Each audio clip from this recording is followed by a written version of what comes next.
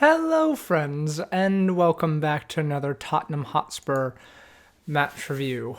There's a lot to talk about with this one, not because this result wasn't expected or this was a huge result in the course. I mean, it was a huge result in the course of the season, let's be honest, but it's brought up some opposing views, it's brought up some different views from the fan base, and I thought I'd touch on that because really the game was wash, and we knew that from the beginning. I think we played decently well, all things considered. Best team in the league by far, winningest run in like top flight history or something like that. So it would be kind of weird if out of form Tottenham got anything from this game. But what I'll say is that, we played well up until the penalty, which you can debate. I do think it's kind of harsh. I know some people are like, you just can't make that challenge in the box. And I don't blame Højbjerg that much. I mean, I appreciate him going in to get the ball there, if anything. And I think it's very clumsy footwork. It's just difficult in that situation. So I kind of let him off a little bit. Yeah, no, he's tired. He's very tired, Højbjerg. He needs a rest, that lad. I don't even know when we can, because Winks has been really out of form, really. And then Tongi also needs a rest, and Gio really needs to come back, and Region really needs to come back because Ben Davis looks like he needs a rest. He was dealing with Sterling and Riyad Mahrez and all those guys pretty well, Phil Foden. But, I mean, at the end of the day, he just can't match up with their pace. Yeah, I guess the main thing with this game is that it wasn't that we lost because that was expected, but just in the manner in which we lost and how predictable it was.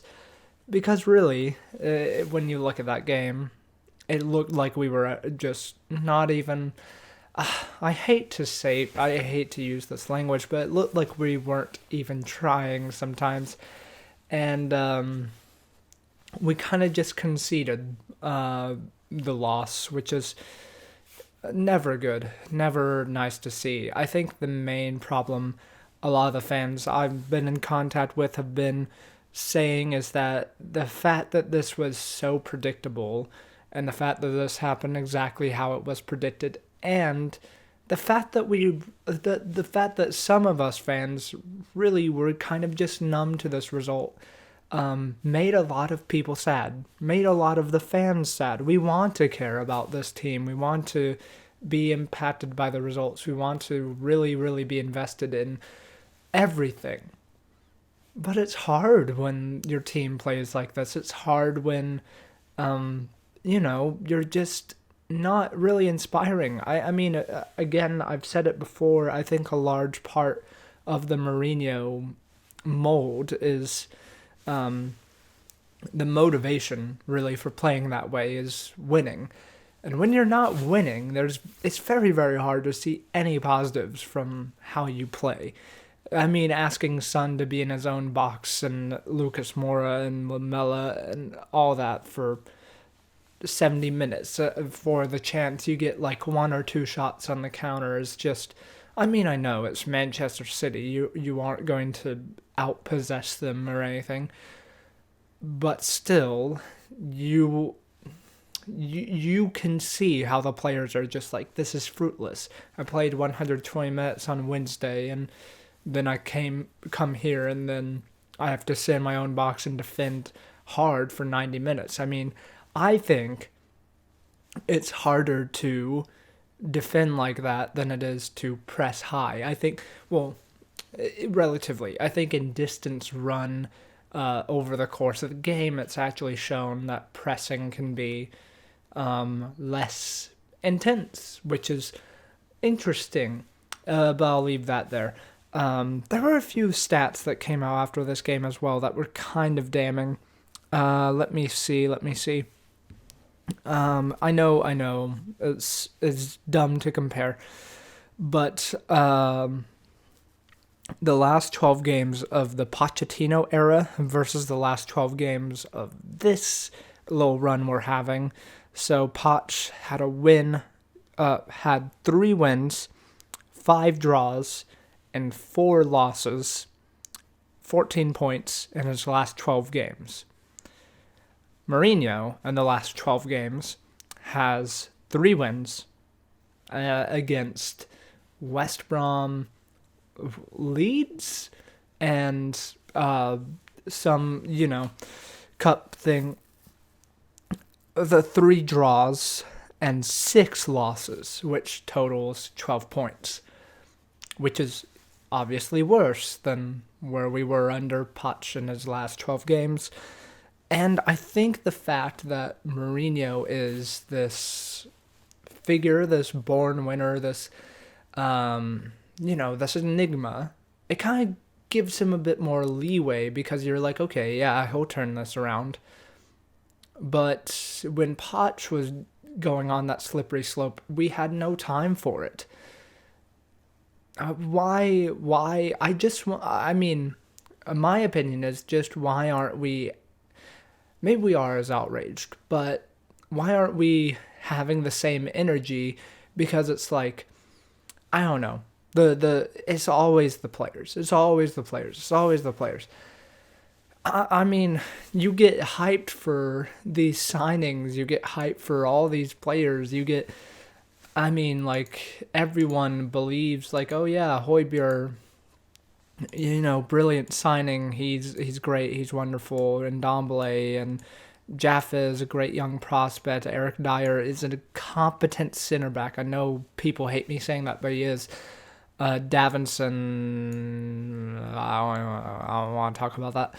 Davis, serviceable Premier League left back. Son, world class. Kane, world class. Lucas Moura has his uses. Eric Lamela, very, very useful for any coach. I mean, the players are there.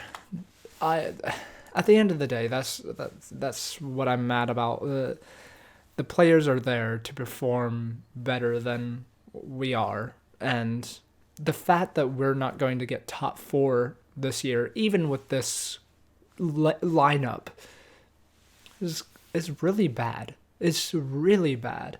I mean, I look at this team and I'm not purely objective because Tottenham is my team, but I look at people like Harry Kane, Son, Højbjerg, and Ndombele, Hugo Lloris, Serge Aurier, and Reguilon, and all these people, and I'm like, that's better than Leicester's team. That's better than Man United's team on a good day. It's better than etc. etc. So why aren't we in the top 4? Why? I mean, if it, you have to admit that the manager does have some responsibility here in how you manage the team, how you select the team, how you put the team on the field to get the best results possible with the players that you have. And it really does feel like if we don't have every single player fit that Mourinho wants, he can't do what he wants to do, which is not what being a manager is. Being a manager is working with your situation and, climbing out of that. Hasenhüttl earlier in the year lost Danny Ings for a period of time, but he coped because, he just had Che Adams, he had Theo Walcott, and they turned up and they adjusted their systems so they could work. And we don't do that. We just chuck Son at striker and hope it works. Yeah, and the same with Manchester City. They haven't had a real striker for a bit. Doesn't matter, just play Phil Foden there and adjust the system and it'll work. I'm just mad that we don't have that same mentality, we don't have a structure where we can be like, okay, take this player out and then put this player in and then you'll be fine. We have to have all 11 players fit because They know how they play together, and they can combine and do something, and the rest of the players can't because they haven't been playing in that team. And I wish we just had a structure that we could build off of and plug players in and out because that's more sustainable. That's my main criticism. It really is. It's just, yeah. I mean, again, if we come out of this extremely bad run of form, it cannot be understated. This is the worst run of form. It's relegation form. I mean, it is really 12 games, 12 points. That's terrible. And yeah, if we come out of this in the top 6, I'm going to be surprised. And good job, Jose, I guess. But really, let's take a look at it. We're in the final of the Carabao Cup against these jokers. Good luck there. That's I almost don't. I don't know. I don't know what to expect for that one. We can beat Manchester City on a good day, but we haven't had a good day in a while. Then we're in the Europa League, but you have many good teams there. Milan, Man United, other teams, other brilliant teams. And you look at that and you say, okay, well, right now we just don't even look like we can compete against some of those teams. And then, obviously, Premier League. We're out of the FA Cup. And you have to. You absolutely have to win. You absolutely have to be in the top 4 if you don't win at least the Carabao Cup. I mean, it just, I feel like we keep lowering our expectations. And when you look at what Mourinho was brought in to do, he was brought in basically top 4 and a trophy. That was the aim this year. We are not going to get top 4. I'm telling you that right now. We are a ways off from top 4 unless, Liverpool completely capitulate, unless Leicester goes on a terrible run of form. There's no way. There's just no way. And we would have to pick up form first and foremost, which is asking a lot. We're facing West Ham, and I'm like, I back West Ham. They're a good team. They have a structure. They have a system. Yeah. And it's just hard. I mean, I haven't even talked about the game, really. Hugo, I know it's a completely different spin of thought. But, I mean, let me finish that train of thought. He was brought in to get top 4 in a trophy, and he's not going to do that this year. He's going to get top 6, hopefully, and a Carabao Cup, which is, a trophy is a trophy, and we can end the trophy drought, but really, the Carabao Cup. Anyways, let's talk about the game for like 2 seconds because that's all I can muster. And I'm sad about it because, yeah, I saw that result and I was like, yep, I expected that and I hardly care because I'm so detached from what this team is doing right now. And that's just the truth. That's just my truth. And, I still care about this team. I still want to see this team do well. It's just, I expected it and that's sad to me. But anyways, Hugo Lloris, I do think we need to start thinking about a replacement, whether that's, okay, look, Dean Henderson isn't playing for Manchester United, that's very speculative, and let's go get him. I doubt that would happen. Meslier is very good for Leeds. Maximiano in Portugal, I believe. There's Magnan in France. League One is going through some stuff. We just need to start thinking about it, and I know that's hard, but Hugo is like 34, and he's shown in the past year, like some of the shots that he's let in are just Hugo of old would have gone there, and it's sad. And maybe he comes back soon. Maybe it's to do with how bad the defense has been, but I don't know. Let's take some positives from this, though. Japhet Tanganga had a really, really nice game, as well as a brief moment from Gareth Bale where you were like, that's Gareth. That's Gareth Bale. That's the man. That's the man we're paying £250,000 a week for.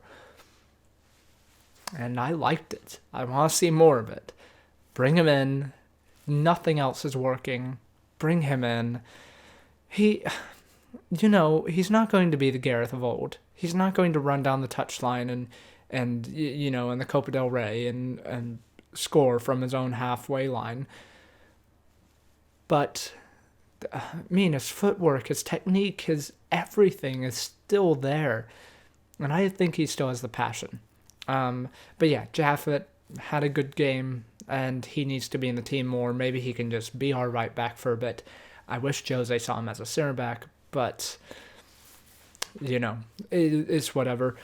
Deli came in. I don't think he touched the ball, to be honest. Sissoko, I actually was okay with that substitution. We face Wolfsberger in the Europa League on Thursday, I believe.